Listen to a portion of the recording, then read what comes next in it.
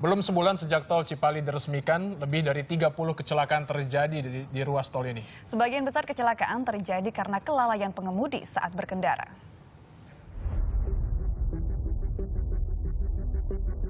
Simbol kepadatan lalu lintas di pintu keluar tol Cikampek jadi pemandangan rutin tiap musim mudik Lebaran. Sebagai solusi, tol Cikopo Palimanan atau Cipali pun dibangun. Tol terpanjang di Indonesia ini ditargetkan beroperasi pada Agustus 2015.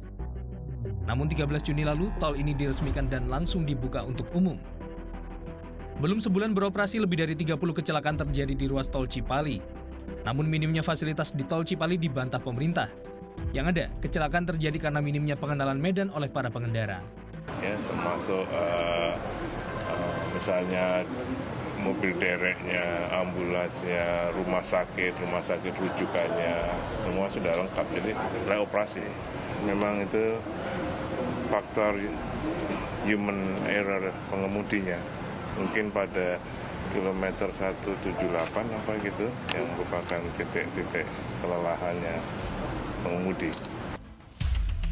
Tol Cipali memang didesain untuk laju kecepatan 100 hingga 120 km per jam. Meski akhirnya dipatok dengan kecepatan minimum 60 dan kecepatan maksimum 100 km per jam. Dengan kondisi ini, pengguna kendaraan yang melintas di ruas tol Cipali diimbau waspada dan menjaga keseimbangan laju kendaraan.